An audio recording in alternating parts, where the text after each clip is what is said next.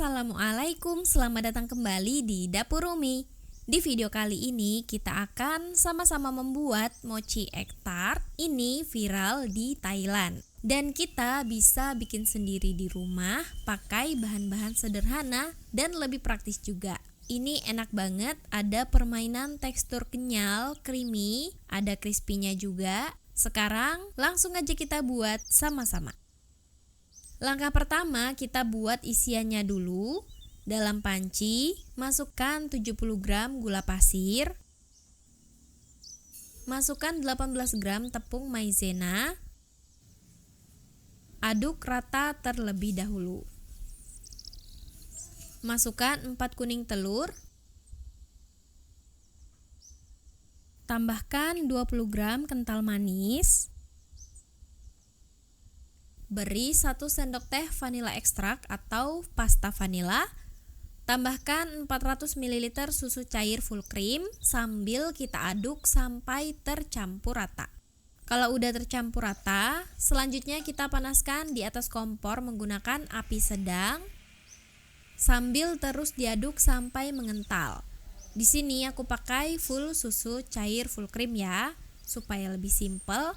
Teman-teman bisa juga campur pakai whipped cream cair, takarannya ada di deskripsi. Nah, kalau udah mulai mengental seperti ini, tidak perlu kita tunggu sampai meletup-letup. Angkat dan pindahkan ke wadah tahan panas. Beri tutup agar tidak berkulit dan biarkan suhunya benar-benar dingin. Sekarang kita buat mochinya. Siapkan wadah, masukkan 35 gram gula pasir. Tambahkan 25 gram tepung maizena. Tambahkan 125 gram tepung ketan. Aduk sampai tercampur rata. Tuangkan 200 ml susu cair full cream sambil kita aduk seperti ini. Aduk sampai tercampur rata, tidak ada tepung ketan yang masih bergerindil. Kalau kira-kira udah rata, lanjut kita saring dan tuangkan ke dalam wadah tahan panas atau loyang. Selanjutnya ini kita kukus di kukusan yang udah dipanaskan sebelumnya. Kukus selama 30 menit. Setelah 30 menit dikukus, kita tunggu sebentar sampai hangat. Dan ini udah hangat ya teman-teman. Selanjutnya tambahkan 15 gram butter atau margarin. Kita aduk dan campurkan ke dalam adonan mochi menggunakan spatula seperti ini. Dan selanjutnya kita campur atau uleni menggunakan tangan yang udah diberi sarung tangan plastik. Dan ini wajib ya, kalau nggak pakai sarung tangan plastik sudah pasti lengket. Setelah kira-kira tercampur, kemudian angkat adonan mochi dan kemudian tarik-tarik seperti ini beberapa kali sampai adonannya molor dan stretchy, nggak putus-putus seperti ini. Nah, ini udah bisa digunakan. Aku simpan dulu ya. Bisa diberi tutup. Ambil puff pastry instan. Di alas kerja beri taburan terigu. Letakkan puff pastry. Kalau ini masih beku, jangan langsung digilas ya. Kita biarkan lembek terlebih dahulu. Tapi pastikan kondisinya masih dingin. Taburi atasnya menggunakan terigu. Ratakan dan gilas menggunakan rolling pin.